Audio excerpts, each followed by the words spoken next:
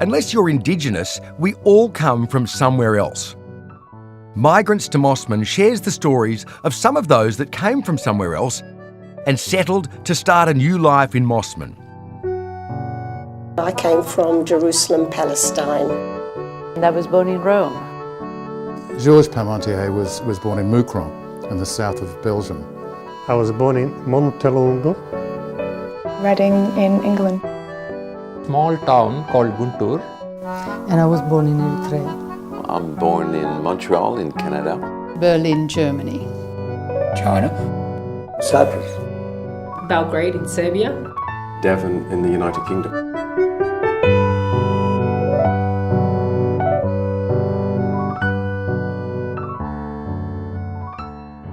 Mosman's rich migrant history began just a few days after the first fleet landed in Sydney Cove, when Mosman Bay was included in a detailed survey of the harbour. In June 1789, the Europeans returned to Mosman Bay to repair HMS Sirius. The bay was described as a place where the men were less likely to meet with temptation to idleness and bad company. For 6 months, the crew of the Sirius became the first migrants to Mosman. The seeming remoteness of Mosman and the perceived threat of the Australian bush meant that any permanent settlement of migrants to Mosman was slow to start. In the early 19th century, some of the few inhabitants of Mosman included former Irish convict Thomas O'Neill, who was farming at Balmoral, fellow Irishman Barney Kearns, who was operating a ferry service across Middle Harbour, and Bungaree and a group of Aborigines from the Broken Bay area who had been settled on George's Head. It wasn't long before Scottish immigrant Archibald Mosman arrived in the 1830s and established a successful whaling station, giving the suburb its name. By the mid-19th century, the whalers and ship repairers had moved on, and Mosman once again became a quiet backwater. A smattering of migrants from non-English speaking backgrounds provided some diversity to Mosman's population. Land developer Vincenz Zahel from Austria, Captain Blix, a Swedish master mariner, and August Pfefflen from Germany all settled in Mosman. There were also the transient migrants, the Chinese market gardeners at Shell Cove and the residents of the artists' camps at Balmoral and Sirius Cove. Into this scene swept Irish immigrant, businessman and property developer Richard Hayes Harnett Sr. Used to wooing visitors on weekend ferry trips to Mosman, Harnett could see the great potential of Mosman as a place to settle. In 1893, Harnett's son, sharing the same name and vision as his father, became Mosman's first mayor, and together they were responsible for opening up Mosman as a desirable place to live in the late 19th century. The boom times began, and Mosman was ripe for migration. Around this time, wool buyers were flocking to Sydney from Europe and Japan, and many settled in Mosman. These business migrants, particularly the vibrant French-speaking community, brought a certain je ne sais quoi to Mosman. One of these buyers was Georges Parmentier, who migrated from Moucron, a town in the south of Belgium renowned for its wool mills. My understanding is that a lot of the French and Belgians were, the young people were interested in going to places like Australia to seek their fortune, because in 1905, George's brother, Joseph, came out to Australia and established himself as a wool buyer. And then in 1913, approximately, I think, George came out and followed his brother, and that was the beginning of the story of their time in Australia. And it was interesting because it became a French enclave, Mosman. So in that time, from the time that he arrived until 1935, I think he had done very well. In 1919, Georges Parmentier married Adèle Boggio, daughter of wool buyer Charles Boggio. They resided in a grand house, now demolished, Beau Séjour, at 182 Raglan Street, Mosman. He had engaged a fairly well-known architect, Adrian Ashton, and it was a very substantial piece of land. It went from Raglan Street at the front to Shadforth Street at the back. It wasn't a rectangle, it was kind of a triangular block. So that would have cost quite a bit, I suspect. There was parquetry flooring throughout, 5 bathrooms, can't remember how, a full servants' quarters. There was a Carrera marble staircase that went up, and that was all imported from Italy. There was a cellar that you went down, and it had a very distinct smell. And down there were little mini bottles of Coca-Cola and tins of petit pois and pâté and wines, of course. I wasn't allowed upstairs. Weren't you? Oh, no. Well, No. we used to play hide and seek in their wardrobe, it was so huge. He also had his underpants monogrammed, and he always wore them just above the belt, so you could see the initials. Inside the house, I mean, I touched statues and things which, if you did in a museum today, you'd be arrested. I mean, they were just amazing artworks. It was an extraordinary place. The main lounge room had a full grand piano, and they used to have nights where opera singers would come, and they'd all be in their gowns and dressed. And Mum has a lot of memories of sitting, listening to wonderful opera singers in the home.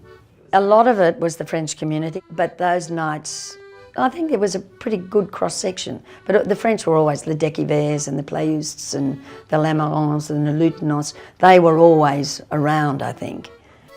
I'm not sure how they were regarded by the community. I think because they did very well for themselves and perhaps because, you know, they're French Belgians, they might have been perhaps seen as a different class of people. It was an exciting life for the wool buyers of Mosman.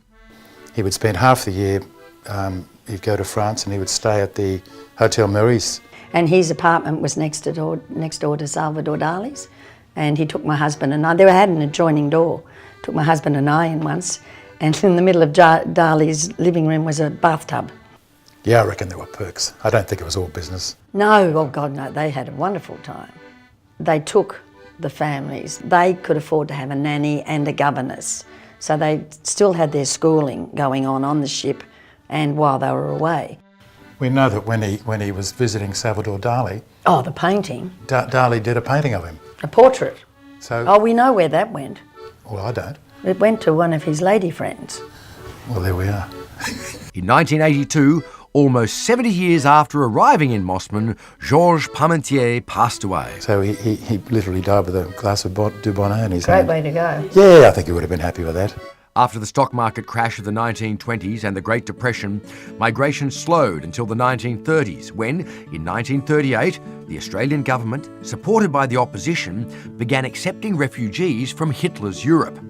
The circumstances in 1935, as you can imagine, being a Jew, was that we were going to be persecuted and things were going to change, and Hitler was rising to power, and things were very complicated. And in 1937-38 we realised that we have to get out. But it was a time where Hitler said, okay, get out, leave your things, you can't take anything with you, but we allow you to get out if you can.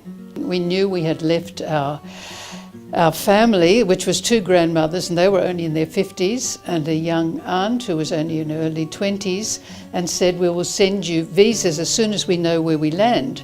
And we did, but it was too late already. So that was in 1938, already too late, and they'd been arrested and put into concentration camps. The aunt, aged 22 or 23, was in the Warsaw Ghetto and then put into concentration camps, and none of them survived. And my parents had sent a visa, and when my children went back to check things out in Poland, that letter was still sitting in the post office. Eve's family escaped Germany, but their initial destination was not Mosman. In fact, not even Australia. And so we boarded a Japanese ship which was heading for Shanghai. We stopped in Singapore, and officials came on board, British officials, and said, are there any engineers on board? And my father was an engineer.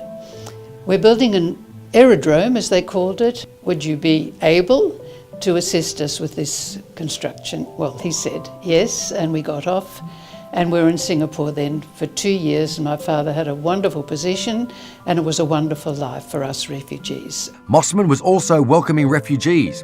Local GP Tag Holmes and his wife Margaret established the 50-50 Club in 1939, where each week an equal number of their Australian friends were invited with an equal number of new Australians to their home for a social evening of music, singing, dancing and talks. Meanwhile, the refugees were on the move in Singapore.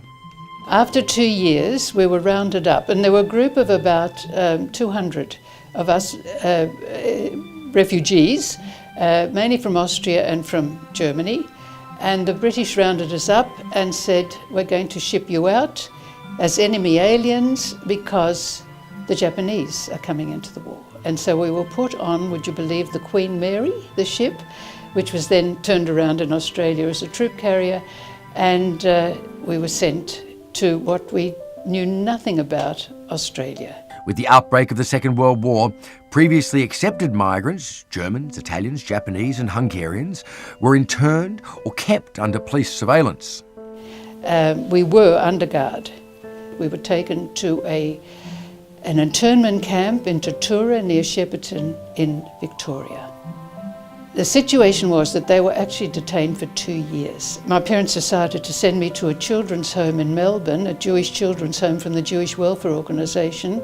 All of a sudden the authorities realised that these were really genuine refugees, and the next thing, my father was put into the army to fight for Australia. I mean, things were so crazy. In 1949, the Department of Immigration was established and headed up by Arthur Caldwell, who announced there would be mass migration from Europe. The mission on which I am now embarking is vital to the nation. I am going abroad to seek ships for immigrants. If we have no ships, we shall get no immigrants. And without immigration, the future of the Australia we know will be both uneasy and brief.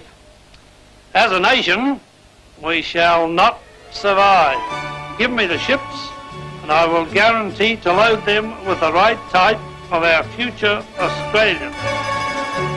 Mosman Council made use of Caldwell's Displaced Persons Resettlement Scheme and employed post-war migrants for road and footpath repairs, housing them in a newly built prefabricated migrant hostel at Rawson Park. Caldwell's scheme of populate or perish transformed Australia, and between 1949 and 1965, more than 2 million migrants came to our shores. In 1945, now I am 9 years of age, the war ended, and we just thrived. Australia was a fairly naive country, and even though they didn't speak very good English, I mean, they were not, it was a case of assimilating, but they had a marvellous life. Kerry Pappas came out in 1948 from Nicosia, Cyprus. After the war in Cyprus, there was no work, and there was no all the big buildings, and there was all bombed from the war. And there is, so everybody was leaving. And they used to go to the cinema then, and then on the cinema, got this Australia. Come to Australia with a point like this. We need you, we can plenty work. When we got on this plane, if you call it, with 2 propellers, it's a war plane, I never forget this. There was 130 people, and there's only on the sides of the plane, that's where the parachutists used to sit. The rest of the people sit on the ground. It took us 5 days. It was exciting, yeah, it was something new, yeah, get away from the war and the famine and all this, and then here was freedom, you have no, your father to tell you what to do, or your mother, yeah, here was free. In these immediate post-war years, Australia was second only to Israel in the proportion of migrants accepted.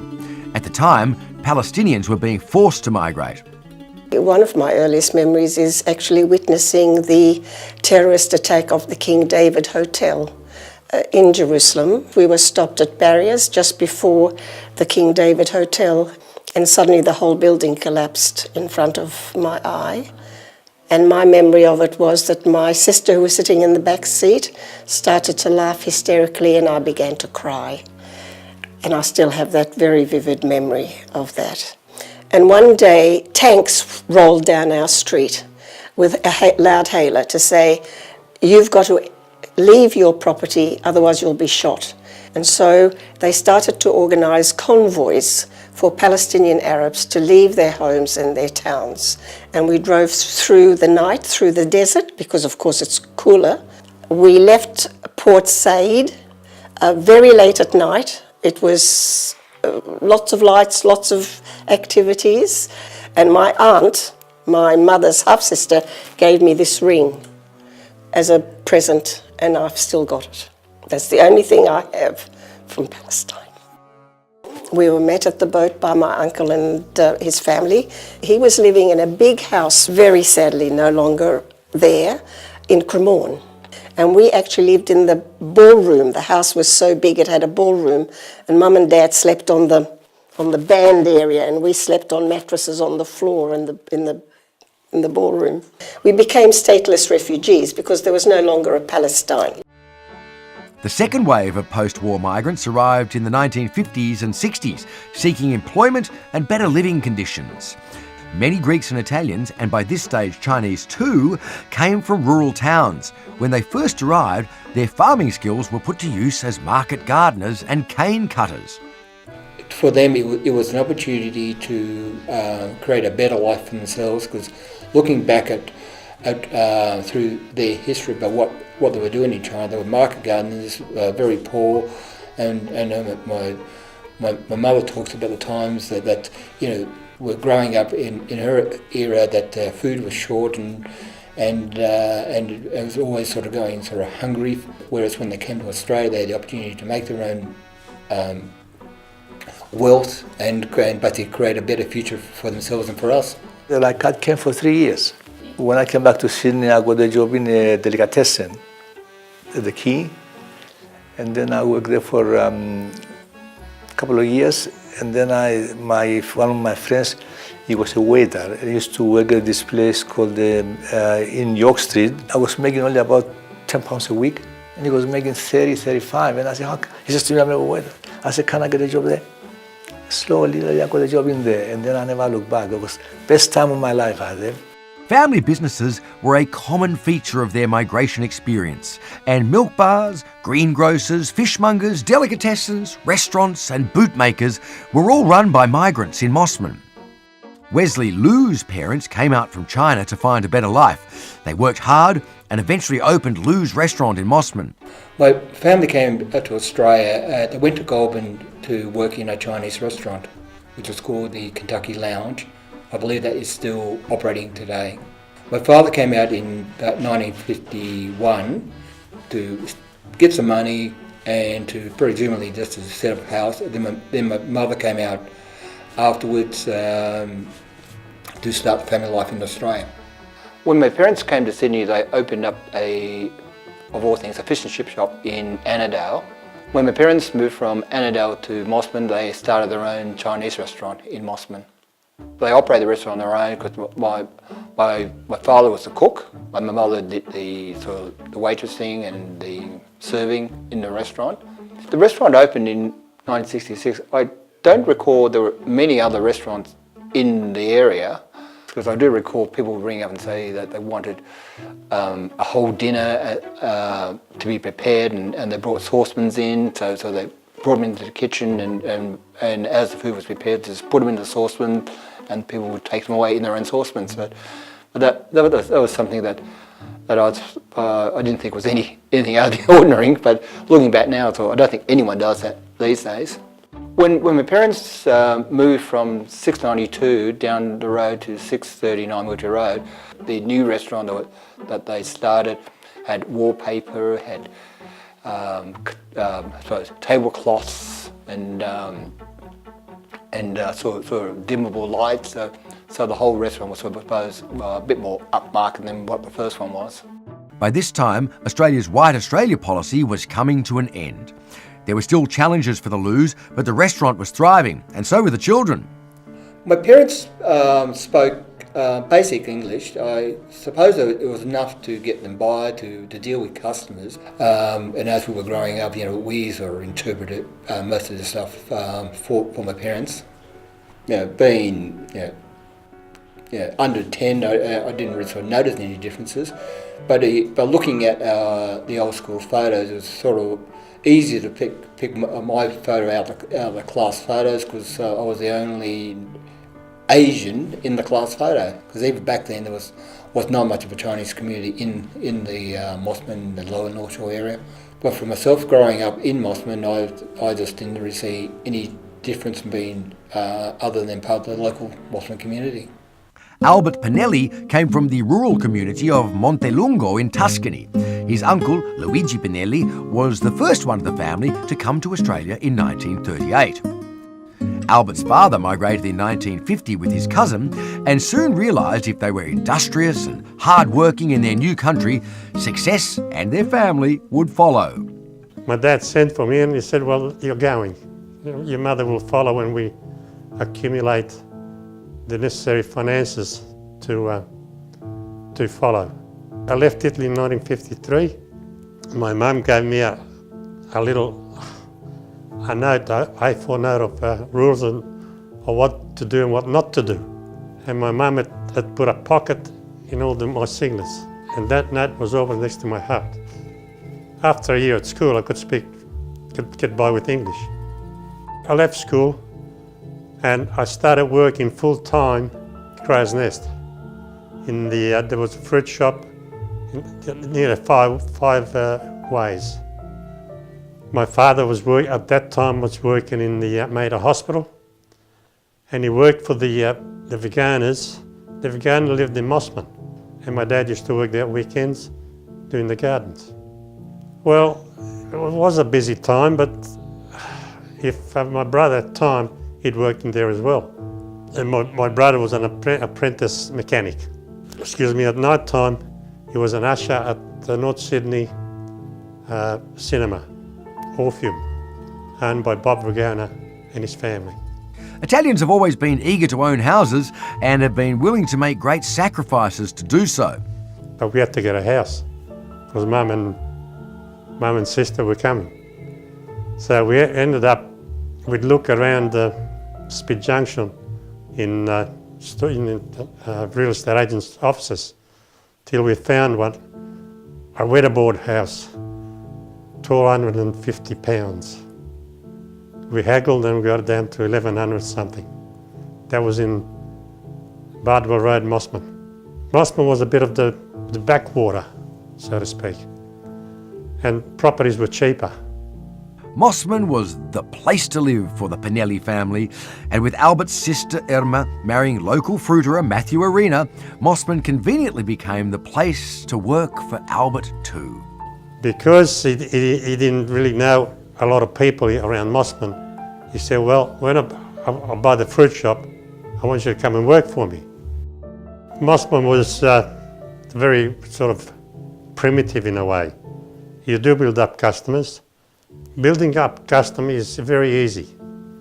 You smile, you're polite, you go out of your way to please the customer, and they come back. You build up a relationship. Building up relationships for Albert led to marriage, a career in real estate, and back to arenas, this time the deli, not the fruit shop. The deli grew business-wise to such an extent that we have to start that early to prepare. The harder you work, the luckier you become. We had a reputation. We used to start at 3:30. We used to get delivery of bread at 5 o'clock. We had to have X number of rolls ready for a lot of tradies. You bring the best from over there, you get the best from here, and life goes on. Another hard-working family, the Boutadjis from Palestine, arrived in Australia in 1950 and ran a corner store at 45 the Esplanade, Balmoral, until Gordon Boutadji retired in late 1969. My dad would have wanted to have his own business because he had a very big retail shop in Jerusalem, which sold electrical goods, something like Harvey Norman. People said to him, if you want to buy a business, go into the food business because people always want to eat. It was a mixed business of grocery stores. And it was subject also to the rules of the day. Come Saturday midday that you weren't allowed to sell groceries, so they had to be boarded up so the groceries couldn't be seen. You could serve milkshakes and lollies. Oh, absolutely. Ice creams, lollies. Yeah, but no groceries. Sandwiches, but no groceries, no. Unlike today, Balmoral Beach in the winter time was empty. But as soon as the weather heated up and people came, the place got very busy, and that's where we were required on hand to help, especially on weekends. Summer weekends were a nightmare as far as I was concerned. They really were. They were. The place was very, very busy. Family, home ownership and often business ownership were high priorities for many Mosman migrants, but it wasn't always an easy path. All the years I work in nightclubs, I made so much money, but I gambled. Gambled, partying, cars every year, and I had nothing when I got married. I came back from the honeymoon, 100 pounds, that's all I had. They said, okay, from now on, I said to my wife, we're not going out, no party, no nothing. He said, we'll go to the movies once a fortnight at Cremorne, because not far from Belmont Road. That's it. I don't need a car. I said, many buses, I sold the car. And I saved my money, and there was a little house for sale further down at the corner of Belmont Road and Badwell Road. He said, yeah, this house was about £5,000. That's all it was. And then they gave me the money, I bought that house. I bought the shop with the key, a circular key. It was a little mixed business.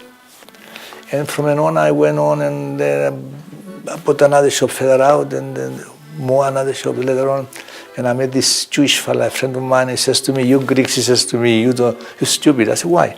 He says to me, you get a shop and you stay there, and you work in. He says to me, that's not good. He says to me, you make the money work for you, not you for the money. Anyway, that's what happened. And then I went on and on. I had 8 shops in my time. Not all post-war migrants came to Australia looking for work and a better life. Kerry Carew McLean arrived in Australia from Italy in 1955 as Maria Teresa Pagliani, with all the glitz and glamour that comes with being a former Miss Italy and an international model. So when I was about 17, I started to model in Italy, and I was in Pitti Palace in Florence doing some showing for the Bios of the World. And somebody from Davy Jones was there, and apparently they wanted to do a very big Italian exhibition in Sydney with clothes and cars and everything, really. And they asked 4 of us if we were interested, with the agent, obviously, you know. And I said, oh, yes, yes, you know. But of course, in those days, you know, I was only 17. So basically, I had the permission of my mother, which my mother said that you must be mad. And eventually, you know, we went to solicitors and so on, and my mother gave permission. And it was a fantastic experience, actually. It was, you know, very well chaperoned, and it was pretty amazing. Yeah, 4 models. We came to Australia with Qantas. We took 78 hours to get here. We stopped in Singapore, where we had a lovely time with the pilots in Singapore. And my English was very bad. And I did a bit of a gaffe there one night because we went to dinner and then we started to dance. And I just said, I was so tired, you know, because I suffer from jet lag tremendously. And I said, okay, now we go to bed. And so they made a big joke all through the thing, you know, about this. And then we got to Sydney and came to the Australia Hotel, and we started work. And it was a very hard work because we had 200 garments to show twice a day in Davy Jones. And that was here for a month, and then we went to Queensland, then we went to Adelaide, Perth, Wagga, and also to New Zealand. Terry came to Australia for work and stayed for love. Well, there was a guy here that was a nephew of Agnelli, you know, the Fiat people, and he was here to bring the Cinzano, the drink, you know, just started. And he wanted us to go to his house and have a party and so on, and we said, no, we're too tired, but eventually we said, okay. And that's where I met John, yes. But I didn't like him very much, so, you know, he sort of tried to take me home, and I didn't want him to take me back to the hotel because I didn't know him, you know. But anyway, he was very persuasive, so he took me to the hotel, and then he started to ring, and then follow us all over where we went. You know, he was a bit mad, so that's what he did. They took a car to come to Brisbane for the weekend, and the car broke down 150 kilometers from Sydney. And so they left the car there, then they ran back with a taxi or something to the airport and took a plane back. You know, just madness of those days, you know. At one stage his mother said he wanted to meet me, because, you know, we were in the papers all the time, so we were fairly well known by then. And so, yes, we went to dinner with his sister and his mother, and John and I think I was a bit shocked for his mother, because I ordered some asparagus and left half of them because I didn't like the white. And he told John I was very extravagant, so you have to be very careful. John Carew and Maria Teresa Pagliani married in Sydney in December 1956. It was a small wedding. We married at Riverview with the French priest, and then the reception was at his mother's house. Poor John put up with a lot, well, when we were first married, because I really didn't know how to cook.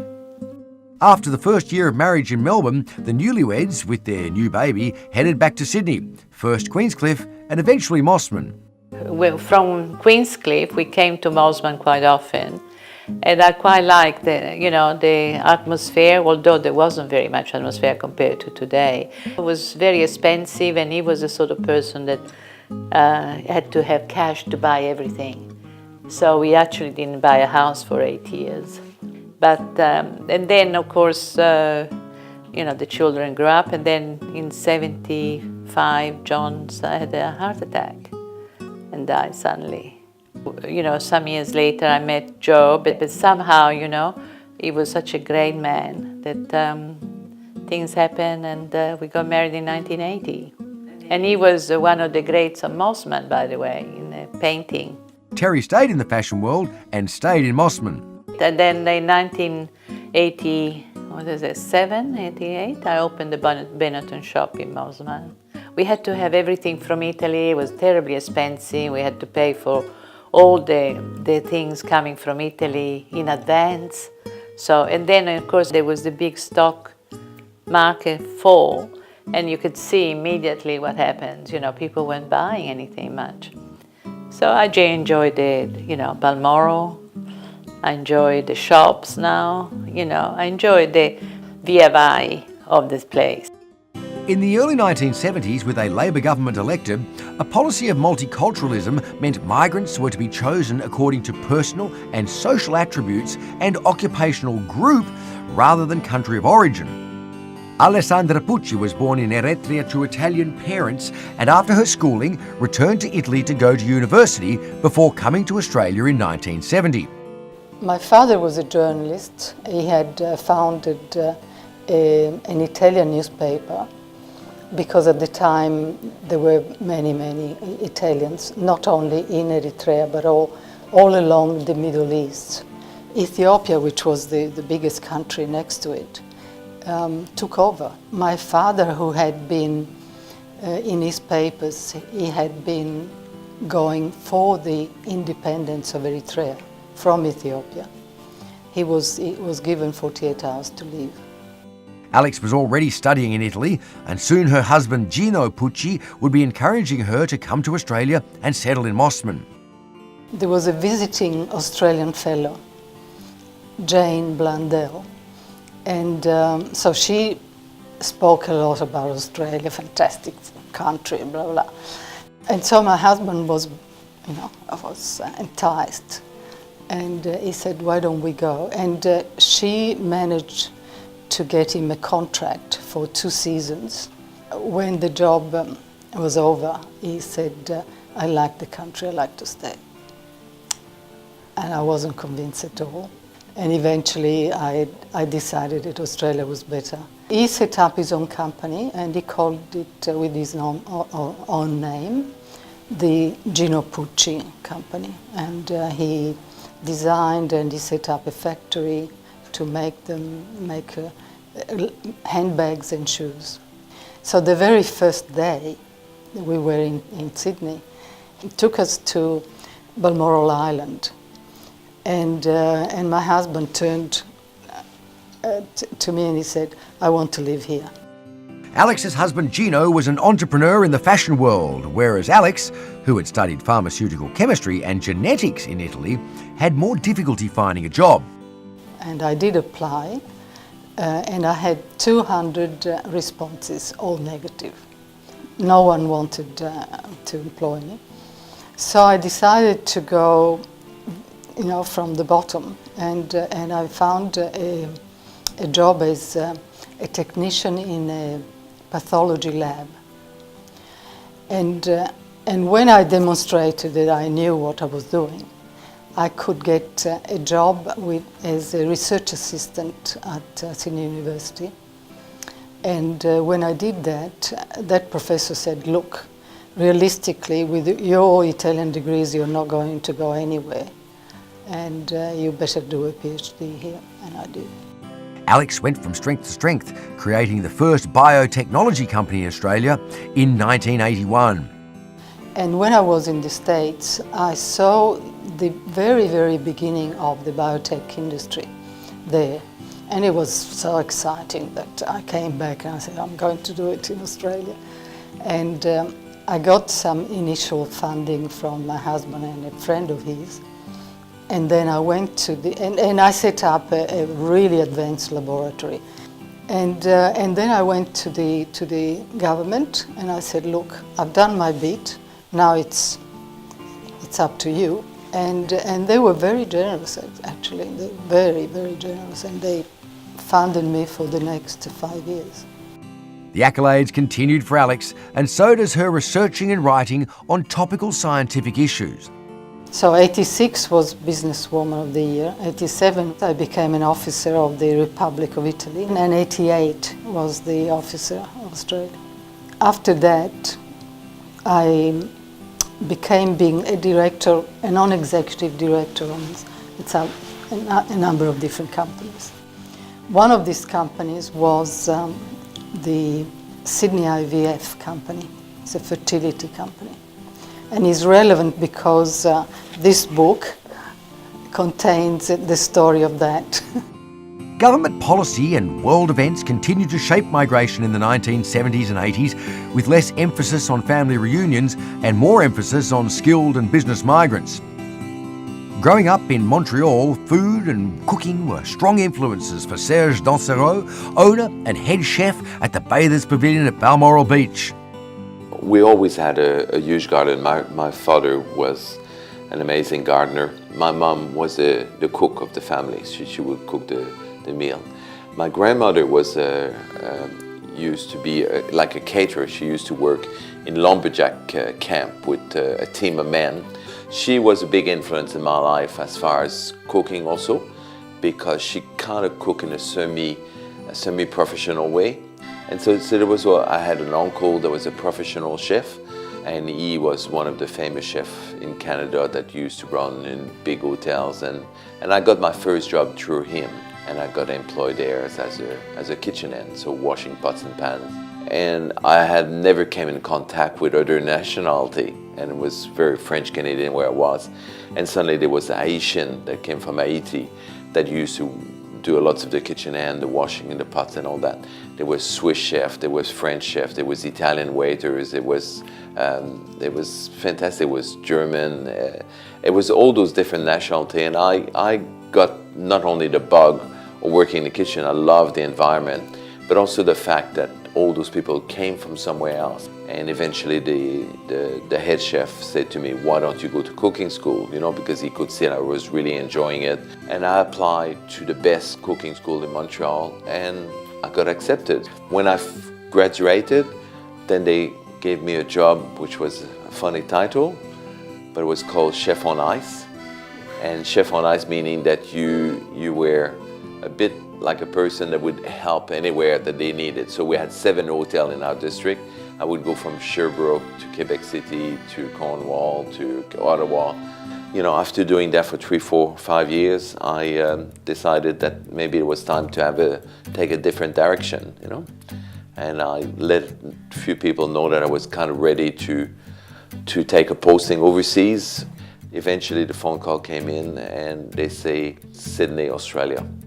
So I went to the library, and at the library they had a beautiful, and I looked for a book on Australia, but there was a book on Sydney, beautiful book with all the photo of the beaches, the lifestyle, the the red roof, I remember, and the boating, the sailing, and all that, the lifestyle. I was absolutely blown away. I always will remember that book that just suddenly made me realize that I was going somewhere else. And I saw the lifestyle of Sydney, and I was hooked from that day on, you know. So I came to open the Regent Hotel in Sydney. I was second in charge of the kitchen. And it was a very large kitchen, and it was a very busy hotel. It was the first true 5-star hotel in Australia. I remember the president of the company that owned the company came in one time. He told the general manager, the director of food and beverage, and myself that we didn't know what good food was. And we thought we were doing pretty well because all our restaurants were full every single day. And he organized for the three of us to go to California. At that point of time, there was the explosion of Californian cuisine. It was very much a new way of eating, a modern way, as opposed to being very classic and French and formal. It was the beginning of the chef. The chef came out of the kitchen. The personality was the chef. The food was what people came for. The legend of California cuisine, Jeremy Tower, years later credited Serge's use of fresh, natural and local food as his influence and the real creator of the California cuisine. Serge's success in the Regent's flagship restaurant, Cable's, led to his creation of the Chef's Table. It was supposed to be just for one night. The restaurant was absolutely full, and we had an overbooking. And the maitre d' absolutely didn't know what he was going to do, and was somebody quite important. The maitre d', I say, look, I can sit him in the kitchen, I'll look after them, you know? And it started, in a sense, nearly by accident, and people loved it because I look after them. And obviously they told other people, and then people started to call in to say, I would like to come to the chef table. After 16 years at the Regent, Serge wrote his first book while travelling through Italy and France and returned home to take up his new role at Bathurst Pavilion. Victoria Alexander approached me after all the effort that she put in to try to do a small hotel, and when she got told by the council that it could only be a restaurant, then she felt that she needed somebody with her to help her. Like at the Regent, I wanted to make everything in-house. So from the bread, even the butter that we make for the restaurant, homemade down there. But the restaurant took off because my name, because of what I've done before at Cable's. And so the restaurant took off, and the cafe just built up, and within a year it was full every day. And I was kind of riding this tiger, trying to find enough staff to do the work, trying to train them, trying to guide them. And I still had the builder with defect, and I still had to, organize the food, change the menu. It took me a good 5 years before I could feel on top of my work. From Montreal to Mosman, Serge has achieved in the industry and contributed to the community. Humpty Dumpty became really a charity that's part of Mosman. It's fantastic. This year they raised $2.6 million. We still do all the catering, we still do all the footwork, I still design the menu. It's really a full event that Mosman can be proud of. Today, differing backgrounds are still part of the migrant mix to Australia, but moving for quality of life unites these more recent lifestyle migrants to Mosman. My family migrated to Australia, or Melbourne, when I was 7, so 1990. I think there was always a bit of segregation between sort of Australian-born students and migrants, I suppose, and most of my friends were Italian or Greek. I decided to leave France, not so much to leave, but rather to explore the world. For a few years in Mexico, university in Mexico, and I lived there for a bit. Also lived for a few years in the United States, in various cities in New York, Philadelphia, Miami, and also lived in the UK, in London. That's where I met my wife Ivana in London. I was invited to Ivana's house for lunch, and I was just expecting her and maybe the parents, but the whole family was there, so including the grandmother, the uncle, the cousin, everyone was here to see me, and which was great. London is good, but if we wanted to start a family and so forth, it just It was too hectic of a city to do that, and the quality of life that it afforded just wasn't right for us. Australia feels like home to me. I lived in Boston for a while, then I came back to England and I met my husband, who is Australian. The work-life balance is much better in Australia, and living in central London with young children is not a lot of fun, so the schools aren't very good, they don't have a lot of outside space. And I came to Australia as a backpacker. Spent a lot of time working on a farm on and off in Victoria, and loved the way of life, especially the rural way of life here in Australia. So even then, there was something about Australia that kind of had me hooked. And then came back and then proceeded with my life in the UK until I met my wife, who was Australian. She always said that she was going to end up coming home, and I always loved the country, so I didn't really have a problem with it. My mom was a doctor and my dad was a lecturer in the local college. So all the people who were in similar professions, right, like accountants, doctors, engineers, they all had a separate kind of township kind of thing on the outskirts of the town. My dad is a Reserve Bank officer, so it was a really nice apartment complex that we lived in. It was quite secluded, and so we had a lot of space to, as children, to play around, and we had a really close-knit social network there. We made some choices. We thought, should we go back to the US? Should we go back to Canada? Should we go back to UK? So we had like 4 or 5 English-speaking countries because we didn't want to learn a whole new language. So out of the pick, we chose Australia. We thought that Australia would be really a good pick because my brother had really nice things to say about Australia. He said the lifestyle is great. It was only a matter of time before Mosman was discovered. I came to Mosman because I just looked at a map actually. If I had not met Ivana, I'd probably be living in Paris. The quality of life is likely to be much better in Mosman. As far as I'm aware, there's not such a beautiful beach such as Balmoral anywhere in Paris. One of the great things in Mosman is that the food is great. There's a lot of excellent bakeries. So as a French man, I love my bread and my croissant, and we're quite lucky to have a number of great boulangeries on the doorstep. I think we appreciate, the tranquility of it, because it does sort of feel like a little village within a city. Well, I think, we moved here 5 years ago. I think for the first few years it was a bit like living in Disneyland. You drive around the corner and you've got a beautiful view of the ocean and it's always sunny. I think Australia is friendly, but I think Mosman is particularly friendly. It feels very neighbourhoody. So yes, people talk to each other in the shops and different places, particularly if you have children or if you have a baby. Perhaps less so now, my children are a bit older, but when you have a baby, lots of people will come and talk to you. I think I like that there's a lot of people moving in and out, so there's lots of English people, there's lots of Americans, there's lots of people from all over the place who are quite keen to make friends. The things that I love about Mosman are the facilities. As I said, it's beautiful, the beaches are beautiful, you can, my children are learning how to ride their bicycles at the moment, so we go to, we'll go to the Oval, or we go to there's lots of kids' cycle tracks with coffee shops nearby, so I spend a lot of time doing that, which is great. People are great, really friendly, particularly the older generation I find in Mosman. The coffee shop culture is great as well. Also like the fact that you have the beach, you also have access to the city so easily, but the national park as well, so that kind of fulfills for me that kind of outdoorsy sort of spirit as well. There's just so much to do. It's so beautiful, it's so picturesque, and it's so easy to walk around in. Eventually we'll want to buy a house, and I don't know if we can afford a house in Mosman. So I don't know if affordability will push us somewhere else, but if possible, we would love to be able to continue to stay on in Mosman. I love the accessibility to beaches here in Mosman and the walking tracks that are so close by, the access to green spaces, and a swimming pool right around the corner. So and you take a ferry to the city. That's my favorite part, yes. It's a beautiful experience. Historically, Australia has been the most welcoming country in the world to migrants, and that includes Mosman.